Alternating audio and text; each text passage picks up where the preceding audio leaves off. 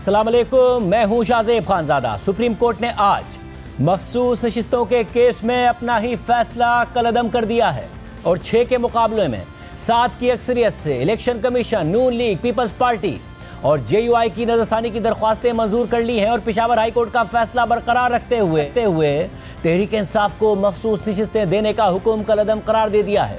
पाकिस्तान में अदालती फैसलों की मुतनाज़ तारीख में एक और मुतनाज़ फैसले का इजाफा हो गया है। अब ये मखसूस नशिस्तें नून लीग, पीपल्स पार्टी, JUI और दीगर जमातों को मिलेंगी, जिसके बाद हुक्मरान इत्तेहाद को पार्लियामेंट में 2/3 अक्सरियत मिलने का इम्कान पैदा हो गया है। कौमी असम्बली की 22 मखसूस नशिस्तों से तहरीक इंसाफ को महरूम कर दिया गया है और गुज़िश्ता साल 8 फरवरी के इलेक्शन के बाद जब इलेक्शन कमीशन ने तहरीक इंसाफ की दरख्वास्त मुस्तरद कर दी थी और उनके हिस्से की नशिस्तें दीगर जमातों में तकसीम करने का फैसला दे दिया था, तो उस फैसले के बाद कौमी असम्बली की 22 में से 14 नशिस्तें नून लीग को मिल गई थी, 5 नशिस्तें पीपल्स पार्टी को मिल गई थी और 3 नशिस्तें JUI को दे दी गई थी। और इस हिसाब से आज का फैसला आने के बाद असम्बली का नंबर गेम फिर तब्दील हो गया है, क्योंकि इस फैसले को खुद सुप्रीम कोर्ट ने कलअदम करार दे दिया था। कौमी असम्बली की वेबसाइट के मुताबिक इस वक्त नून लीग की 110 नशिस्तें हैं और 14 मखसूस नशिस्तें मिलने के बाद मुमकिना तौर पर यह नंबर 124 हो जाएगा। पीपल्स पार्टी की नशिस्तें मुमकिना तौर पर 70 से बढ़कर 75 हो जाएंगी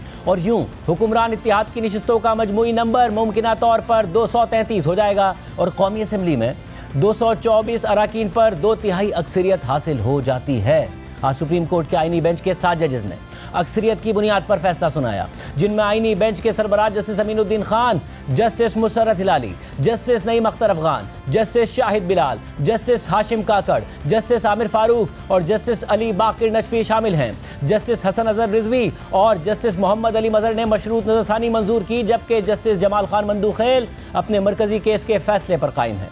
जस्टिस अमीनुद्दीन खान की सरबराही में लार्जर बेंच ने मखसूस नशिस्तों से मुताल्लिक फैसला सुनाते हुए कहा कि आज जब इस मुकदमे का फैसला होने के करीब था तो बेंच में शामिल एक जज जस्टिस सलाहुद्दीन पवर ने बाज़ वजूहात की बिना पर इस बेंच से अलहदगी इख्तियार कर ली और अपनी अलहदा राय तहरीरी सूरत में जमा करवाई। इसके बाद दस्तियाब जजिस पर मुश्तमिल नया आईनी बेंच तश्कील दे दिया गया। शुरू में यह बेंच सुप्रीम कोर्ट के 13 जजिस पर मुश्तमिल था, ताहम जस्टिस आयशा मलिक और जस्टिस अकील अहमद अब्बासी ने पहले ही दिन समाअत के दौरान तमाम नजरसानी दरख्वास्तें खारिज कर दी थीं। आज के फैसले की तफसीली वजूहात बाद में जारी की जाएंगी और अगर मुनासिब समझा गया तो मजीद वजाहत या तशरीह उसमें शामिल की जाएगी। ताहम अक्सरियती फैसले के मुताबिक 7 जजेस यानी justice Aminuddin Khan, justice Musarrat Hilali, justice Naeem Akhtar Afghan, justice Shahid Bilal Hasan, justice Mohammad Hashim Kakar, justice Aamir Farooq और जस्टिस अली बाकिर नजफी ने तमाम नजरसानी दरख्वास्तें मंजूर कर ली हैं और 12 जुलाई 2024 को दिया गया अक्सरियती फैसला कलअदम करार दे दिया है। इसके नतीजे में सुन्नी इत्तेहाद काउंसिल की तरफ से दायर की गई सिविल अपील खारिज कर दी गई है और पेशावर हाई कोर्ट का फैसला बहाल कर दिया गया है। दूसरी जानिब जस्टिस जमाल खान मंदूखेल, जिनकी तफसीली राय बाद में जारी की जाएगी, उन्होंने नजरसानी दरख्वास्तों को जुज़वी तौर पर मंजूर कर लिया है और 39 नशिस्तों से मुतालिक अपना पुराना मौक़िफ़ बरकरार रखा है, जबकि बाकी 41 नशिस्तों के हवाले से अक्सरियती फैसले पर नजरसानी की है। इसी तरह जस्टिस मोहम्मद अली मजहर और जस्टिस हसन अजहर रिजवी ने एक शर्त के साथ फैसले पर नजरसानी करते हुए दरख्वास्तें मंजूर कर ली हैं। उनके मुताबिक चूँकि पेशावर हाई कोर्ट और सुप्रीम कोर्ट तनाज़ात या इख्तिलाफ़ात का हक़ाइक़ पर मबनी फैसला नहीं कर सके, इसलिए इलेक्शन कमीशन को हिदायत की जाती है कि वो 80 मखसूस नशिस्तों पर कामयाब होने वाले उम्मीदवारों के कागजात नामजदगी, हल्फनामे और दीगर मुतालिका दस्तावेज़ात का नए सिरे से मुकम्मल जायज़ा ले और उनकी जमाती वाबस्तगी को मद्देनज़र रखते हुए 15 दिन के अंदर कानून और मुतल्लिका कवायद के मुताबिक मखसूस नशिस्तों की तकसीम से मुताल्लिक फैसला करे। मखसूस नशिस्तों के हवाले से समाअत के लिए जस्टिस अमीनुद्दीन खान की सरबराही में कायम 13 रुकनी आईनी बेंच में justice Jamal Mandokhel, justice Mohammad Ali Mazhar, justice Ayesha Malik, justice Hasan Azhar Rizvi, justice Musarrat Hilali, justice Naeem Akhtar Afghan, justice Aqeel Abbasi, justice Shahid Bilal Hasan, justice Hashim Kakar, justice Salahuddin Panhwar, justice Aamir Farooq और जस्टिस अली बाकिर नजफी शामिल थे। ताहम जस्टिस आयशा मलिक और जस्टिस अकील अब्बासी 12 जुलाई के फैसले के खिलाफ नजरसानी की दरख्वास्तें पहली समाअत में ही मुस्तरद कर चुके हैं, जिसके बाद बकिया 11 जजेस समाअत कर रहे थे। आज समाअत के आगाज़ में जस्टिस सलाहुद्दीन पवर ने सुन्नी इत्तेहाद काउंसिल के वकील हामिद खान से मुकालमा करते हुए रिमार्क्स दिए कि आपका एतराज़ था कि मेरे इस बेंच में बैठने पर था, आपके दलाइल से मैं ज़ाती तौर पर रंजीदा हुआ। इसके बाद जस्टिस सलाहुद्दीन पवर ने केस सुनने से मादरत कर ली, जिस पर बेंच टूट गया। इस मौके पर वकील हामिद खान ने कहा कि मैं आपके इक़दाम का खैर मकदम करता हूँ। इस पर जस्टिस अमीनुद्दीन खान ने कहा कि यह खैर मकदम करने का मामला नहीं है। जस्टिस जमाल खान मंदूखेल ने वकील हामिद खान से मुकालमा करते हुए कहा कि यह सब आपके कंडक्ट की वजह से हुआ है। हमने आपका लिहाज करते हुए आपको मौका दिया। आप इस केस में दलाइल देने के हकदार ही नहीं थे। आपका ऑब्जेक्शन था आफ्टर 26th अमेंडमेंट हमारी इस कंपोजिशन में मेरी सिटिंग यहाँ पे। जी सर। पर्सनली तो आपसे काफ़ी पुराना इत्तेफाक से एक फोरम पे आपसे ओकेजन हुआ है, हम साथ रहे हैं 2010 में। आप सीनियर काउंसिल हैं। यस्टरडे जो आपने द वे पॉइंटेड आउट की बातें, the way you argued, personally मैं फील करता हूँ मिस्टर फैसल सिद्दीकी और मिस्टर सलमान अकमल राजा, उन्होंने कभी भी डिस्प्यूट नहीं किया। इस पे पहले आर्ग्यू हुआ था, एप्लीकेशन रिजेक्ट हुई थी। जो आपके कमेंट्स थे उसमें पर्सनली मैं हर्ट भी हुआ। सिंस आपको फेथ नहीं on me, therefore I have no option except to recuse from this bench. Greatly appreciate that, sir. और एक में It is not a matter of appreciation.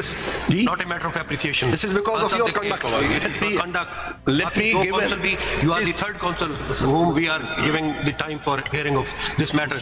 Otherwise, you are in CRP number 1264. Two counsel already have argued the matter in full strength.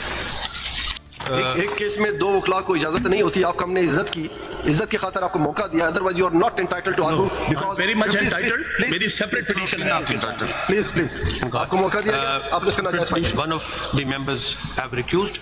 Wait for 10 minutes for further proceedings in this matter. After 10 minutes. इसके बाद bench टूटने की वजह से समाअत मुलतवी हुई, मगर दोबारा समाअत के आगाज़ पर हामिद खान ने एक बार फिर बेंच पर एतराज़ उठा दिया, जिस पर जस्टिस अमीनुद्दीन खान ने एतराज़ मुस्तरद कर दिया और जस्टिस जमाल खान मंदूखेल ने कहा कि अगर आपने दलाइल देना है तो दें, वरना वापस कुर्सी पर बैठ जाएं। इस पर हामिद खान ने कहा कि आप इतनी सख्ती कैसे कर सकते हैं, आप मेरी ज़बानबंदी नहीं कर सकते। This bench would like to continue hearing. Yes, we have reconstituted the bench and That is now 10-member bench. 12-member bench it is. Even then, that is less than 13. 10-member bench cannot. Under which law? Under which law? Please आप बैठे। Under which law? Or even under which law? Please talk on law. Don't talk irrelevant. I'll show you the law. Yes, please show. Show you the law. Please And show. please, These are the rules. without showing anger, Please rules पढ़ने। दिखाएं। Supreme Court rules पढ़ने। ये question arise हुआ Please था। read rules please. Law Rule 37 please बात ज्यादा नहीं कर। Rule 37 cannot change the jurisprudence. पढ़ ले, law पढ़ ले, law पढ़ ले। When Please read the law. Don't discuss irrelevant. इस तरह नहीं चलेगा। Please rules पढ़ने। सुनिए, Please rules पढ़ने। जाने दीजिए जी प्लीज। आराम से सुन लीजिए। हम रूल के मुताबिक चलेंगे, हम कानून के आइन के मुताबिक चलेंगे। इररिलेवेंट बात नहीं सुनेंगे। पहली बात हमने ऑलरेडी बहुत कुछ सुना। That's all. एक प्रेसिडेंट मौजूद है। अब छोड़ दे, आप रूल्स पढ़ लें। क्यों प्रेसिडेंट छोड़ दे? हम प्रेसिडेंट चेंज भी हो सकते हैं। If you want to assist us, please assist, otherwise please take a seat. Have a seat please. आप इतनी सख्ती कैसे कर रहे हैं? इसी तरह से आपने this is the supreme court. हम आपको एक अच्छा वकील समझते हैं, लेकिन जो आप कर रहे हैं वो एक अच्छे वकील की तरह नहीं कर रहे। प्लीज सॉरी टू से। देखिए, ये आपकी जजमेंट, ये आपकी ऑब्जर्वेशन है। Yes, my observation. I don't think so. You have right to say this about me. You may not agree with me. You have no right to say this about me. You may not agree with I me. take strong exception to this. reflection of your behavior. It is a reflection of your behavior. Yes, What you behavior. have done yesterday. अब आप अगर हमें assist करना चाहते हैं, you have 10 minutes, otherwise we will not permit you. आपको otherwise हक नहीं था। एसआईसी के वकील बहस कर चुके, उन्होंने खत्म कर दिया, क्लोज कर दिया। हमने ग्रेस शो किया आपको। बारी पे कर रहा हूँ जी, मैं अपनी बारी आपकी कोई बारी नहीं थी। सॉरी, आपके वकील बहस कर चुके। आपके पास जवाबबंदी का कोई इख्तियार नहीं। हमने मौका दिया। ऐसा नहीं कि हमें सख्ती नहीं आती, हमें सख्ती आती है। करने नहीं देते। Yes of course. थोड़ी सी सब्र से बात सुन भी लीजिएगा। आप देखें, इज्जत से इज्जत, मैं बड़ी दिनों से देख रहा हूँ। इज्जत से इज्जत मिलती है। आप दूसरों को बात नहीं करने देते। इज्जत से इज्जत मिलती है। ये बात सुनना जरा, इस तरह नहीं होगा। मुफ्त में नहीं बढ़ता इज्जत। एक सिचुएशन अराइज हुई थी, बस आराम से सुन लीजिएगा। ये जस्टिस काजी फाइज वाले केस। आप छोड़ दे, डोंट नेम हिम। उनका नाम ना ले, आप आगे चले। उनका नाम क्यों ना? आप रूल्स ले। हम रूल, मैं उनके केस का नाम ले रहा हूँ, उनका नाम नहीं ले रहा। रूल पे चले। आज आपकी अगर इज्जत है सुप्रीम कोर्ट की वजह से, आज अगर किसी वकील की इज्जत है सुप्रीम कोर्ट की, मेरी अगर इज्जत है तो सुप्रीम कोर्ट की वजह से। जो बेइज्जती आपने सुप्रीम कोर्ट की वो हमारी नहीं की, आपने सुप्रीम कोर्ट की है। मजीद डिसरिस्पेक्ट सुप्रीम कोर्ट के नहीं होने देंगे। मेरे ख्याल में you are in state of anger. आप ना सुने इसे। मेरी आपसे मैं इतना कमजोर नहीं हूँ कि आपके कहने। Sorry, I am not so weak कि आपके कहने पे मैं रिक्यूज करूं। Please proceed. चलें। आपका एतराज डिक्लाइन। आगे मेन पे आइए। इसमें चीफ जस्टिस हैं, हो गया, उसमें कमीशन ने अपॉइंट कर दिया। आप जवाबबंदी कर रहे हैं। क्या कहना चाह रहे हो? ये देखिए नहीं, this is not the way. आप नहीं करना चाहते? गुस्सा है, मैं इसीलिए कह रहा हूँ प्लीज इस वक्त ना सुनिएगा, आप गुस्से में है, गुस्से में जज को नहीं case. Mind your language please, mind your language. I know in what state of affair I am, don't worry. लेकिन मैं इंस्टीट्यूशन की खातिर अपनी माँ की फातिया छोड़ के आया हूँ, आप मजाक में तुले हुए हैं। थोड़े से फैक्ट्स पे आ जाए। क्या ये कॉन्स्टिट्यूशनल अमेंडमेंट सुप्रीम कोर्ट ने की है? The answer is no. Parliament ने किया।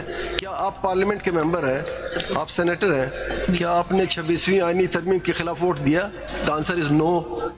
मैंने दिया। आप लोग आपने बायकॉट किया। जब तक है प्लीज या तो उसको एक्सेप्ट कर लें या फिर आप कह दें कि जनाब ये सिस्टम मुझे मंजूर नहीं है, आज के बाद मैं वकालत छोड़ रहा हूँ। सिंपल सी बात है, या माने या ना। तो यही करता है। आपका एतराज हमने सुन लिया, आपका एतराज हमने टर्न डाउन कर दिया। अब रिव्यू पे कुछ कहना चाहते हैं तो बार बार हम आपके पास 10 मिनट है, वो भी हम आउट ऑफ कर्टसी आपको दे रहे हैं, otherwise you are not entitled. Clearly I am saying. चलिए, मैंने ये दिन भी देखना था। इसके बाद एक मरहले पर जस्टिस हाशिम काकड़ ने हामिद खान से मुकालमा करते हुए कहा कि जस्टिस काजी फाइज ईसा मेरे मेंटोर हैं, कल आपने इस अदालत को डी चौक बना दिया। इसके बाद एक मरहले पर हामिद खान ने मुकम्मल इंसाफ की बात की तो जस्टिस जमाल खान बंदूखेल ने उन्हें टोकते हुए कहा कि ये मुकम्मल इंसाफ आपको जस्टिस काजी फाइज ईसा नहीं दिया था। जो कुछ आपने कल किया, काजी मेरे नज़दीक इस वक्त सबसे अच्छी हस्ती है, वो मेरा मेंटोर भी है, वो मेरा उस्ताद भी है। कल आपने उसके एब्सेंस में, आप ये एक बात हम इज्जत के लिए आते हैं, अगर बाहर में निकलूं दुनिया के किसी शख्स को इजाज़त नहीं हो कि वो मैं या मेरे मेंटोर के बारे में उसको गले से पकड़। कल आपने सिटिंग जजेस के बारे में, जो जिस जजमेंट पे जो पास्ट एंड क्लोज ट्रांजेक्शन है, जो डिसाइड हो चुका था, जिसका रिव्यू भी डिसाइड हो चुका था, आप सिटिंग जजेस के बारे में जो कुछ आपने कहा, हम आपका बहुत इज्जत करते हैं। शायद जिंदगी में सबसे ज्यादा जब्त किए। ये क्या मैं 6 बार छोड़ चुका हूं, आपको पता है, हम आपके शागिर्द रहे। ये कोई हमारे लिए इसका कोई हैसियत नहीं। अगर इधर इज्जत नहीं हो, दुनिया का जो भी जाब है, मैं कम अज कम स्पीकिंग फॉर माई सेल्फ में लानत भेजता हूँ, एक मिनट के लिए भी नहीं करूंगा। मगर ये वाला तरीका आपसे, खुसूसन आपसे तो दुनिया देख रही है। और ये मुसीबत ये, कल आपने इसको डी चौक बनाया, आप लोगों का कैरेक्टर एसेसिनेशन करते, किसने ये राइट आपको दिया है? Under article 187 substantive justice, complete justice, final justice की कोशिश की है। ये कंप्लीट जस्टिस आपको उस शख्स ने दिया जिसका नाम है काजी फाइज ईसा, वो सेटिंग द बेंच। आगे चलें। फिर आज फैसला आने के बाद हामिद खान ने जी न्यूज़ के प्रोग्राम नया पाकिस्तान में शहजाद इकबाल से बात करते हुए कहा कि सारी मिली भगत है, इस बेंच के पास ज्यूरिसडिक्शन ही नहीं थी। मैं समझता हूँ ये बहुत गलत फैसला है, ये ज्यूरिसडिक्शनली भी गलत है, ये ज्यूरिसडिक्शन ही नहीं रही थी इनके पास, क्योंकि 13 जजेस का फैसला कभी 12 जज या 10 जज जो है रिव्यू नहीं कर सकते। तो बुनियादी तौर पर ये जो व्यू बेंच बना था, ये आइन के, कानून के और हर किस्म की ज्यूरिस्प्रूडेंस के खिलाफ, लिहाजा इसके फैसले को मैं समझता हूँ ये नलिटी है, ये सारी मिली भगत है। जबकि chairman PTI barrister Gauhar Khan ने कहा कि इस फैसले से बहुत मायूसी हुई है, 26वीं तरमीम एक दिन खत्म होगी, फिर जो सुप्रीम कोर्ट बनेगी वो कहेगी कि यह फैसला इस साफ पर मबनी नहीं है। इस फैसले से बहुत मायूसी हुई है, बहुत नाइंसाफी हुई है। इस किस्म के फैसले का आना तो कभी शायद कानून की किताबों में नहीं सुना था, और लगता है पाकिस्तान तहरीक इंसाफ के लिए काजी फाइज ईसा साहब का साया आज भी सुप्रीम कोर्ट में मौजूद है। एक अदालत पब्लिक की भी है, लेकिन मुझे ये भी उम्मीद है कि ये 26वीं तरमीम तो एक दिन खत्म होगी, और 26वीं तरमीम के नतीजे में, खत्म होने के नतीजे के बाद जो सुप्रीम कोर्ट बनेगी, वो सुप्रीम कोर्ट जरूर ये कहेगा कि ये जो फैसला आया है ये इंसाफ पर मबनी नहीं है। प्रोग्राम में आगे बढ़ते हैं। इसराइल और ईरान के दरमियान 12 रोजा जंग के बाद अब सीज फायर हो गया है, मगर इसराइल की जानिब से ईरान से मुताल्लिक जारहाना बयानात का सिलसिला अब तक जारी है। इसराइली वजीर दिफा इसराइल कार्ड्स के बयानात से वाज़ेह हो रहा है कि इसराइल ईरान के सुप्रीम लीडर आयतुल्लाह खामनाई को निशाना बनाना चाहता था। साथ ही ईरान में इसराइल की खुफिया एजेंसी मोसाद के लिए काम करने वालों के खिलाफ क्रैकडाउन जारी है, और इस हवाले से हैरान कुन तफसीलात सामने आ रही हैं कि कैसे इसराइल अपने एजेंट्स की मदद से ईरान के अंदर इंतहाई गहराई तक पेनिट्रेट करने में कामयाब हो गया, कैसे उसने ईरान के अंदर से ही ईरानी एयर डिफेंस सिस्टम्स को निशाना बनाया और अपने एजेंट्स की मदद से अहम ईरानी शख्सियात को शहीद कर दिया। जबकि अमरीकी सदर ट्रंप की जानिब से ईरान के साथ बातचीत और मुमकिना मुआहदे से मुताल्लिक ईरानी वजीर खारजा अब्बास इराक्ची का अहम बयान भी सामने आ गया है, और उन्होंने ट्रंप के बयान की तरदीद कर दी है। साथ ही ईरानी वजीर खारजा ने इंटरनेशनल एटॉमिक एनर्जी एजेंसी के साथ ताउन खत्म करने की भी तस्दीक कर दी है। इस हवाले से तफसीलात आपके सामने रखेंगे, मगर पहले बात करते हैं इसराइल के जारहाना इक़दामात की। इसराइली वज़ीर दिफा इसराइल काट्स ने एक बार फिर कहा है कि इसराइल ईरान के सुप्रीम लीडर आयतुल्लाह खामनाई को कत्ल करना चाहता था, लेकिन उसे ऐसा करने का कुछ नहीं मिला। टाइम्स ऑफ इसराइल के मुताबिक इसराइल के वज़ीर दिफा इसराइल काट्स ने जुमेरात की शाम नशर होने वाले मुतादिद इंटरव्यूज़ में कहा है कि इसराइल ने ईरान के सुप्रीम लीडर आयतुल्लाह खामनाई को 12 रोज़ा जंग के दौरान ख़त्म करने की कोशिश की, लेकिन उसे ऐसा करने का मौका नहीं मिला। इसराइल काट्स ने चैनल 13 को बताया कि इसराइल ने खामनाई को तलाश करने की बहुत कोशिश की, लेकिन कोई ऑपरेशनल मौका सामने नहीं आया। अगर वो हमारी नज़रों में आ जाते तो हम उन्हें ख़त्म कर देते। इसराइली वज़ीर दिफा ने इसी तरह के बयान चैनल 12 और कान न्यूज़ को दिए गए इंटरव्यूज़ में भी दिए, जिनमें इसराइल काट्स ने कहा है कि इसराइल की एक इन्फोर्समेंट पॉलिसी है जिसका मकसद ईरान पर फ़िज़ाई बरतरी कायम रखना और ज़रूरत पड़ने पर फ़िज़ाई हमलों के ज़रिए ये यकीनी बनाना है कि ईरान दोबारा अपने जौहरी या तवील फासले तक मार करने वाले मिसाइल प्रोग्राम को शुरू ना करे। इसराइल काट्स ने यह भी एतराफ़ किया कि इसराइल को ईरान के तमाम अफजोदा यूरेनियम के ठिकानों का इल्म नहीं है और इसराइल ने जंग का आगाज़ इस यकीन के साथ नहीं किया था कि अमेरिका इस जंग में शामिल हो जाएगा। इसराइली वज़ीर दिफा के मुताबिक इसराइल ने आयतुल्लाह खामनाई को हदफ बना लिया था, लेकिन जब वो एक बंकर में छुप गए तो इसराइल उन्हें तलाश न कर सका। इसराइल काट्स ने इसराइली खबर रसा इदारे कान से बात करते हुए कहा कि खामनाई को यह बात समझ आ गई थी और वो बहुत गहराई में ज़ेरे ज़मीन चले गए थे और अपने कमांडर से राब्ता तोड़ दिया था, फिर वो हदफ ना बन सके। टाइम्स ऑफ इसराइल के मुताबिक जब इसराइल काट्स से यह पूछा गया कि क्या उन्होंने आयतुल्लाह खामनाई को कत्ल करने के लिए अमेरिका से इजाज़त तलब की थी, तो उन्होंने कहा कि हमें इन मामलात के लिए इजाज़त लेने की ज़रूरत नहीं है। इसराइली वज़ीर दिफा भी दावा कर रहे हैं कि ईरान के सुप्रीम लीडर को मारने के लिए उन्हें अपने अहम तरीन इत्तेहादी अमेरिका की इजाज़त की ज़रूरत नहीं है। मगर ईरान के साथ जंग के दौरान ही यह खबर सामने आ गई थी कि इसराइल ने ईरानी सुप्रीम लीडर को कत्ल करने का एक मंसूबा अमेरिकी सदर ट्रंप को पेश कर दिया था, मगर ट्रंप ने इसे वीटो कर दिया था। इसी तरह ईरान के न्यूक्लियर प्रोग्राम के खात्मे के साथ साथ ईरान में रेजिम चेंज भी इसराइल के जंगी मकासद में शामिल था और एक मौके पर अमेरिकी सदर ट्रंप ने भी अपनी एक सोशल मीडिया पोस्ट में इसी तरह के मौक़िफ़ की हिमायत की थी। मगर सीज़ फायर के बाद जब ट्रंप से रेजिम चेंज पर सवाल हुआ तो उन्होंने कहा कि वो ऐसा नहीं चाहते थे, क्योंकि रेजिम चेंज से खेओस पैदा होता है जो वो नहीं चाहते। सिर्फ यही नहीं, ट्रंप अब मुसलसल ईरान से मुताल्लिक मस्बत बयानात भी दे रहे हैं, ईरानी कौम को बेहतरीन ताजिर करार दे रहे हैं, उनके तेल के ज़खायर की तारीफ़ कर रहे हैं। लेकिन इस सारी सूरत हाल में इसराइल ईरान में रेजिम चेंज के अपने मकसद में कामयाब नहीं हो सका। मगर इसके बावजूद ईरान में ये बहस काफ़ी अरसे से चल रही है कि खामनाई के बाद कौन ईरान का अगला सुप्रीम लीडर होगा, क्योंकि खामनाई खुद 86 बरस की उम्र तक पहुँच गए हैं, लेकिन ताहाल उनके जानशीन का बाज़ाब्ता ऐलान नहीं हुआ है। ईरानी सुप्रीम लीडर के मुमकिन जानशीन कौन हो सकते हैं और ईरान में सुप्रीम लीडर के इंतखाब का तरीक़ाकार क्या होता है, इस हवाले से रॉयटर्स ने के 5 बाखबर ज़राए के मुताबिक सुप्रीम लीडर आयतुल्लाह खामनाई ने अपने जानशीन के इंतखाब के लिए 2 साल पहले जो 3 रुकनी कमेटी बनाई थी, उसने हालिया इसराइली हमलों और खामनाई को कत्ल करने की धमकी के बाद अपनी सरगर्मियाँ तेज़ कर दी हैं। 86 साला खामनाई को इन हसास मामलात पर बाकायदगी से ब्रीफिंग दी जा रही है। एक आला सिक्योरिटी अफसर ने रॉयटर्स को बताया कि खामनाई इस वक्त अपने खानदान के हमरा पासदारान इनकलाब के खुसूसी दस्ते की हिफाजत में है। ज़राए के मुताबिक अगर खामनाई शहीद हो जाते तो निज़ाम फ़ौरन उनके जानशीन का ऐलान करेगा ताकि इस्तेहकाम का पैगाम दिया जा सके। मगर ईरान के आइंदा सियासी रास्ते की पेशगोई मुमकिन नहीं है। करीबी ज़राए के मुताबिक नया रहनुमा वही होगा जो इनकलाब के बानी आयतुल्लाह खुमैनी के इनकलाबी उसूलों से वफादार हो। ताहम आला क़यादत ऐसे उम्मीदवार पर भी गौर कर रही है जो बैरूनी हमलों और अंदरूनी बगावत को रोकने के लिए निस्बतन मोतदिल चेहरा पेश कर सके।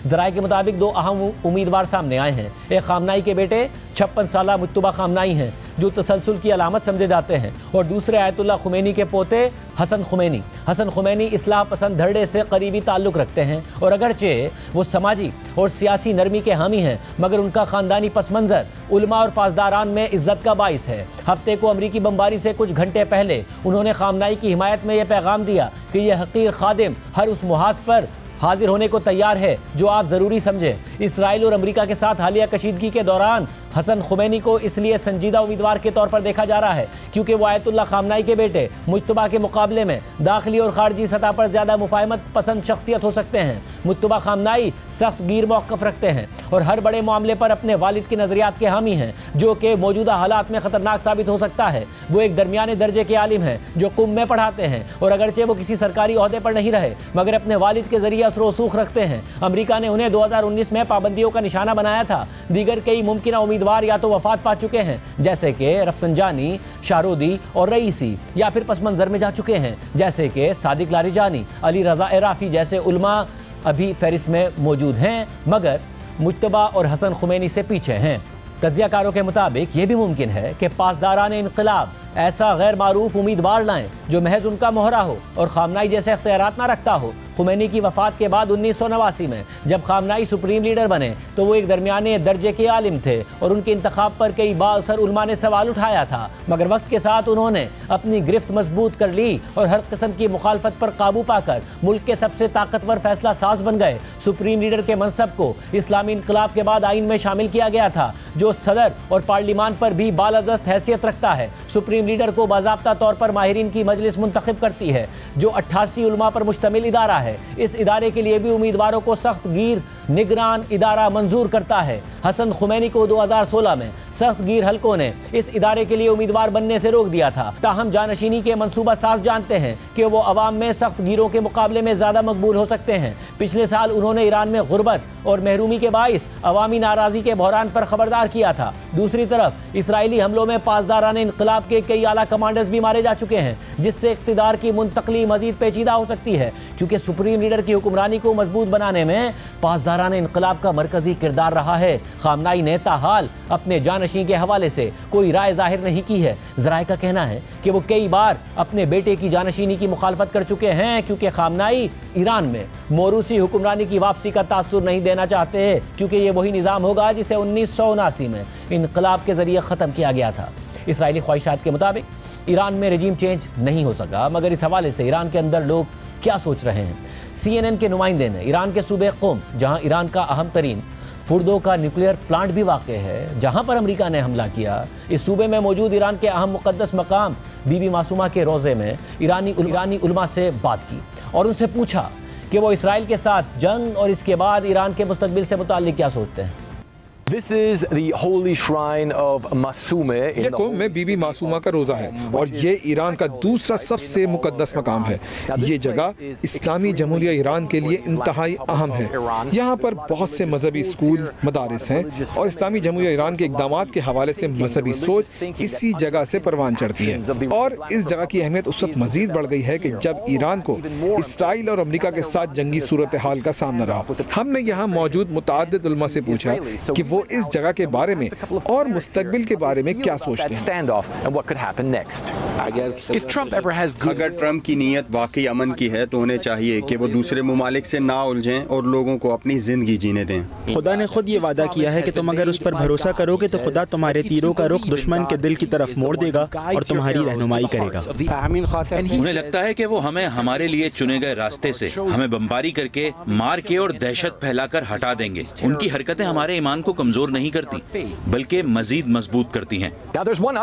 ईरान के इस हिस्से के अहम होने की एक और वजह भी है और वो ये है कि क़ुम के सूबे में ही फुर्दो का न्यूक्लियर प्लांट भी है जिसके बारे में सदर ट्रंप ने दावा किया है कि अमरीकी बंकर बस्टर बम के जरिए 2 दिन पहले उस न्यूक्लियर प्लांट का सफाया कर दिया गया है।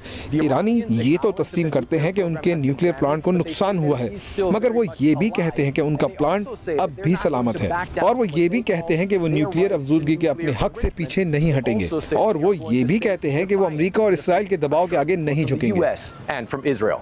वाज़ेह है कि 13 जून को इसराइल ने ईरान पर हमला करने के साथ साथ ईरान के अंदर खुफिया ऑपरेशंस का एक सिलसिला भी शुरू कर दिया था और इन्हीं खुफिया ऑपरेशंस के जरिए इसराइल ने ईरान के अंदर इंतहाई गहराई में पेनिट्रेट करते हुए न सिर्फ ईरान के फ़िज़ाई दिफाई निज़ाम को बुरी तरह मुतासिर कर दिया था, उसके मुतादिद मिसाइल लॉन्चर्स को तबाह कर दिया था, बल्कि इसराइल ने ईरान की आला तरीन फौजी और जौहरी क़यादत को भी निशाना बनाया था। इसराइली हमलों में ईरान की पासदारान इनकलाब के सरबराह जनरल हुसैन सलामी, ईरानी मुसल्लह अफ़वाज के सरबराह जनरल मोहम्मद बाकरी, ईरानी फ़ौज के खातिमुल अनबिया सेंट्रल हेडक्वार्टर्स के सरबराह जनरल गुलाम अली राशिद, पासदारान इनकलाब के एरोस्पेस डिवीज़न के सरबराह जनरल अमीर अली हाजी ज़ादे और पासदारान इनकलाब की इंटेलिजेंस के सरबराह जनरल मोहम्मद काज़मी समेत 15 से ज़ायद अहम ईरानी कमांडर शहीद हो गए थे। इसी तरह इसराइली हमलों में जहां ईरान के कई आला अस्करी ओहदेदार शहीद हो गए, वहीं ईरान की एटॉमिक एनर्जी एजेंसी के सरबराह फरीदून अब्बासी और तेहरान की इस्लामी यूनिवर्सिटी के सरबराह मोहम्मद मेहदी तेहरानची समेत ईरान के 17 जौहरी साइंसदान भी इसराइल का निशाना बने। इन सारे वाक़यात से ये वाज़ेह होता है कि इसराइल की इंटेलिजेंस ईरान के सिस्टम में किस कदर अंदर तक रसाई हासिल कर चुकी है और किसी भी अहम शख्सियत और हदफ को निशाना बनाने की सलाहियत रखती है। मगर अब तो यहाँ तक तफसीलात सामने आ गई हैं कि ईरान पर हमले में टॉप मिलिट्री क़यादत और न्यूक्लियर साइंसदानों को मारने के बाद भी इसराइली इंटेलिजेंस एहलकार ईरानी फौज और पासदारान इनकलाब फोर्स के सीनियर कमांडर्स को बराह रास्त फ़ोन करके निज़ाम को गैर मुस्तहकम करने, उसमें फूट डालने और ईरान के सुप्रीम लीडर आयतुल्लाह ख़ामनेई के खिलाफ बगावत पर उकसाने की कोशिशें कर रहे थे। और ऐसा ना करने की सूरत में इन कमांडर्स को कत्ल करने की धमकियां दे रहे थे, उनके अहले खाना को फ़ोन करके धमकियां दे रहे थे। ताकि कुछ सीनियर ईरानी शख्सियात को उनके दरवाजे के नीचे एक वार्निंग लेटर मौसूल हुआ, बाज़ को बराह रास्त फ़ोन कॉल्स मौसूल हुई और बाकियों से उनकी बीवियों के ज़रिए रब्ता किया गया। और अमरीकी अखबार वॉशिंगटन पोस्ट ने ऐसी ही एक फ़ोन कॉल तक लीक कर दी। इसके अलावा मुसाद ने जुलाई 2024 में ईरानी सदर मसूद पेज़ेश्कियां की तकरीब हल्फ बर्दारी के लिए ईरान में मौजूद हमास के सरबरा इस्माइल हनिया तक को निशाना बनाकर यह वाज़ेह कर दिया था कि वो ईरान के सिस्टम में किस कदर अंदर तक मौजूद है, क्योंकि इस्माइल हनिया को तेहरान में ईरान की पासदारान इनकलाब के सबसे एलीट डिवीजन की हिफाजत में एक अहम फौजी कंपाउंड में रखा गया, मगर इसराइल ने इसी कंपाउंड के अंदर इस्माइल हनिया को शहीद कर दिया था। इस सारी सूरत हाल ने ईरान में हालिया इसराइली हमलों से मुताल्लिक लिखा है कि इसराइली फ़ौज ने अमेरिका की हिमायत से ईरान के खिलाफ 12 दिन की जंग में सैकड़ों लड़ाका तैयारे, मुसल्लह ड्रोन और रिफ्यूलिंग जहाज़ इस्तेमाल किए, लेकिन इसे ईरान के अंदर से शुरू की गई कार्रवाइयों से भी बड़ी मदद मिली। 13 जून की सुबह जब इसराइली फ़ौज और मोसाद ने ईरान पर हमले शुरू किए तो इसके सिर्फ चंद घंटों बाद उन्होंने कुछ फुटेजेस जारी की जो रात के वक्त ईरान के अंदर किसी खुफिया मकाम से रिकॉर्ड की गई लगती थीं। एक धुंधली वीडियो में मोसाद के ऑपरेटिव्स को दिखाया गया जिन्होंने नाइट विजन गॉगल समेत टैक्टिकल गियर पहना हुआ था और अपने आप को कैमोफ्लेज किया हुआ था। मोसाद के ऑपरेटिव्स ईरान के अंदर एक रेतीले इलाके में झुक कर बैठे हुए थे और ऐसे हथियार नस्ब कर रहे थे जिनका मकसद ईरान के फ़िज़ाई दिफाई निज़ाम को तबाह करना था ताकि इसराइली लड़ाका तैयारों के लिए रास्ता साफ किया जा सके।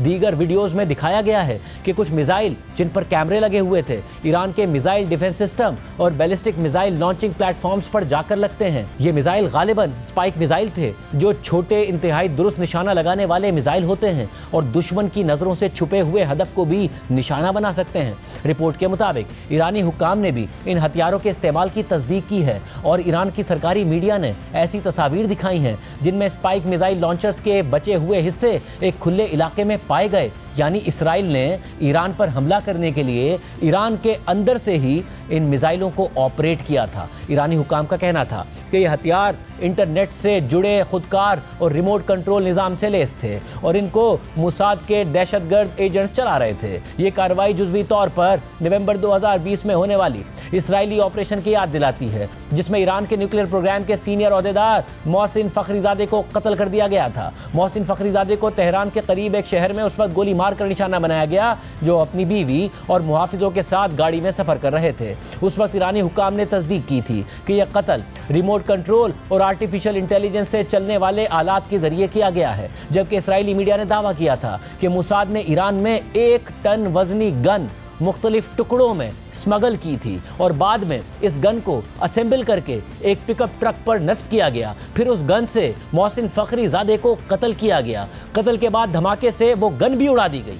रिपोर्ट में मज़ीद लिखा है कि ईरान ने बुध की सुबह मगरबी आज़रबाईजान के सूबे में 3 अफराद को फांसी दे दी जिन पर इल्ज़ाम था कि वो मोहसिन फ़खरीज़ादे के कत्ल और दीगर टारगेट किलिंग्स में मुलव्विस थे। अल जज़ीरा के मुताबिक इसराइल ने 12 दिन की जंग के दौरान ईरान पर हमले के लिए बड़ी तादाद में बारूदी मवाद से लैस छोटे ड्रोन्स और क्वाडकॉप्टर्स इस्तेमाल किए। ये कार्रवाई ईरान के दिफाई निज़ाम को उलझाने और कई डायरेक्शन से हमला करने की एक हिकमत अमली का हिस्सा थी। ईरानी मीडिया ने जंग के दौरान मुसलसल इत्तला दी कि मुल्क भर में फ़िज़ाई दिफाई निज़ाम को फ़ाल किया गया ताकि छोटे ड्रोन्स के साथ साथ बड़े फौजी ड्रोन्स का भी मुकाबला किया जा सके। ईरान ने दावा किया कि उसने ऐसे कई बड़े ड्रोन्स मार गिराए हैं, ताहम कितने ड्रोन्स भेजे गए थे और उनमें से कितने अपने हदफ को कामयाबी से निशाना बना सके इसकी आज़ादाना तस्दीक नहीं हो सकी है। छोटे ड्रोन्स ने खासी तवज्जो हासिल की जिसके बाइस ईरानी हुक्काम को उन्हें नाकारा बनाने के लिए बड़े पैमाने पर सर्च ऑपरेशन शुरू करने पड़े, जबकि इस दौरान इसराइली लड़ाका तैयारे ईरान भर में बमबारी करते रहे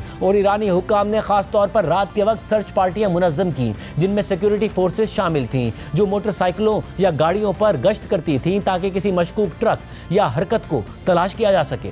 मुसल्लह और नकाब पोश सिक्योरिटी एहलकारों ने तेहरान और ईरान भर में खास तौर पर शुमाली सूबों में जहां लाखों लोग तेहरान से निकल कर जा चुके थे जगह जगह नाके और चेक पोस्टें कायम की। इन चेक पोस्ट पर अमूमन वो पिकअप ट्रक्स को रोकते और उनके ढके हुए सामान को तलाशी के लिए खोलते। इसराइल के मुताबिक कई साल की मंसूबाबंदी के बाद उनके एजेंट्स ईरान के अंदर अनमैन्ड व्हीकल्स बनाने की छोटी छोटी फैक्ट्रियां कायम करने में कामयाब हो गए थे। ऐसी ही एक कार्रवाई जनूबी तेहरान के इलाके शहर रे में पकड़ी गई, जहां ईरान के सरकारी मीडिया के मुताबिक एक 3 मंजिला इमारत में ड्रोन्स, देसी साख्ता बॉम्ब्स और बड़ी मिकदार में बारूदी मवाद तैयार किया जा रहा था।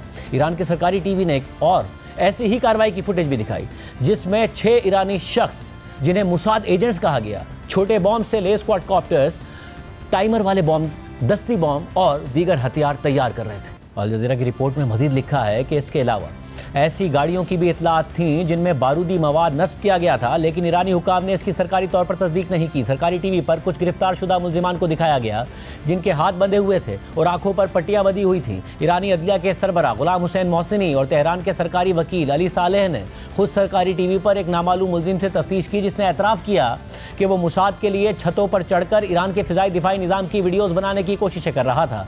इसराइली फौज के चीफ ऑफ स्टाफ इयाल ज़ामीर ने बुध को एक वीडियो बयान में तस्दीक की थी कि इसराइली कमांडो फोर्सेस ने ईरानी इलाके के अंदर घुसकर खुफिया तौर पर कार्रवाइयाँ की और ऐसे ऑपरेशन अंजाम दिए जिनसे हमें अमली आज़ादी हासिल हुई। ताहम उन्होंने यह वाज़ेह नहीं किया कि वो इन कमांडोज की बात कर रहे थे जो ऑपरेशन की पहली रात दिखाए गए थे या किसी और मुमकिन कार्रवाई का हवाला दे रहे थे। ईरानी हुकाम ने इसराइली कमांडोज की ईरान के अंदर मौजूदगी या कार्रवाइयों से मुताल्लिक इन दावों पर कोई बराह रास्त तबसरा नहीं किया। ताहम ईरानी हुकाम मुसलसल मुल्क भर में इसराइल और अमरीका के साथ ताउन के इल्ज़ाम में दर्जनों गिरफ्तारियां करने का ऐलान करते रहे हैं और जंग के आगाज़ के बाद से अब तक कम से कम 6 अफराद को ऐसे इल्ज़ामात के तहत फांसी भी दी जा चुकी है। रिपोर्ट के मुताबिक ये माना जा रहा है कि ईरान के अंदर इसराइली खुफिया कार्रवाइयाँ 13 जून को होने वाले अचानक हमलों की कामयाबी में अहम किरदार अदा करती रहीं, जिनसे जंग का आगाज़ हुआ था। इन हमलों में ईरान के कई आला फौजी कमांडर्स और साइंसदान मारे गए, एयर डिफेंस का कुछ हिस्सा नाकारा कर दिया गया और मिसाइल लॉन्चिंग साइट्स को निशाना बनाया गया ताकि ईरान की जवाबी कार्रवाई की सलाहियत को महदूद किया जा सके। इसी दौरान इसराइल की हिमायत करने वाले हैकिंग ग्रुप्स की जानिब से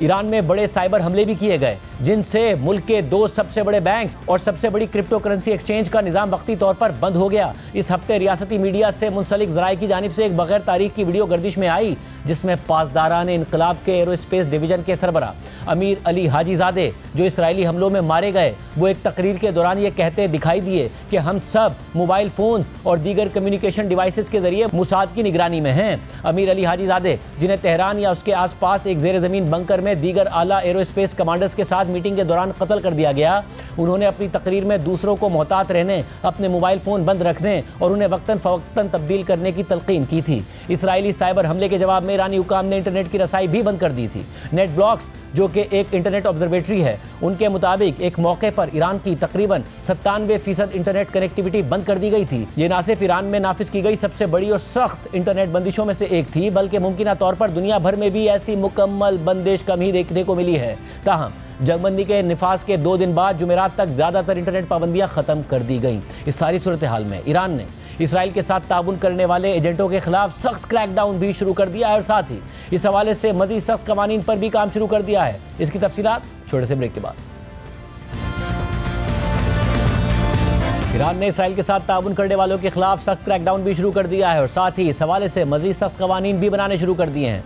अल जज़ीरा की रिपोर्ट के मुताबिक इसराइल और अमरीका के साथ 12 रोज़ा जंग के बाद अब ईरानी हुकाम ने गैर मुल्की हुकूमतों के साथ ताउन करने वालों को सख्त सज़ा देने के लिए इकदाम शुरू कर दिए हैं और ईरान की पार्लियामेंट और अदलिया ऐसे इकदाम कर रहे हैं जिनका मकसद कौमी सलामती को नुकसान पहुंचाने वाले अफराद को ज़्यादा सख्त सजाएं देना है। ईरानी पार्लियामेंट ने पीर को एक ऐसे मंसूबे की मंजूरी दी है जिसका मकसद जासूसी करने वालों और इसराइल समेत दीगर दुश्मन मुमालिक के साथ ताउन करने वालों को सख्त सजा देना है। इस हवाले से ईरानी पार्लियामेंट के एक रुकन अली रजा सलीमी ने कहा है कि कोई भी इंटेलिजेंस, जासूसी या अमली कदम जो इसराइल, अमरीका या दूसरे दुश्मन मुमालिक के फ़ायदे में हो, उसे ज़मीन पर फसाद फैलाने के ज़मरे में शुमार किया जा सकता है और इस जुर्म की सज़ा मौत है। यह कानून उन लोगों को भी निशाना बनाता है जो ऐसे हथियारों से जुड़े हों जो लोगों को मार सकते हों या खौफ व हिरास फैला सकते हों, और इन लोगों को भी जो दुश्मन मुमालिक को खिदमात के बदले पैसे, जायदाद या क्रिप्टो करेंसी हासिल करते हों। रिपोर्ट के मुताबिक एक ईरानी रुकने पार्लियामेंट का कहना है कि इस कानून से सिक्योरिटी इदारों को ज़्यादा खुली छूट मिल जाएगी। रिपोर्ट में इसराइल के साथ ताउन करने वालों की गिरफ्तारियों से मुतालिक मजीद लिखा है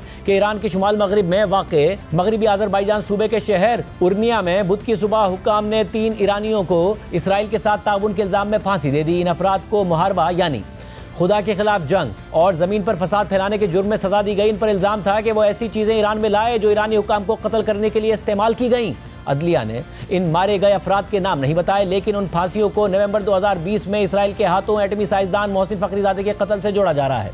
13 जून को जंग शुरू होने के बाद से ईरान ने इसराइल के लिए जासूसी करने के इल्जामात में 3 दीगर लोगों को अलग अलग मुकदमात में फांसी दी है। जंग के दौरान इसराइली हमलों में ईरान में 600 से ज्यादा अफराद मारे गए, जिनमें से कई हमले, खासतौर पर पहले दिन होने वाले हमले, इसराइली खुफिया मालूमात के जरिए किए गए थे। इन हमलों में कई ईरानी फौजी कमांडर्स मारे गए। ईरानी मीडिया के मुताबिक 12 दिन की जंग के दौरान ईरान भर में कम से कम 700 अफराद को गिरफ्तार किया गया और रोजाना मजीद गिरफ्तारियों का ऐलान किया जा रहा है।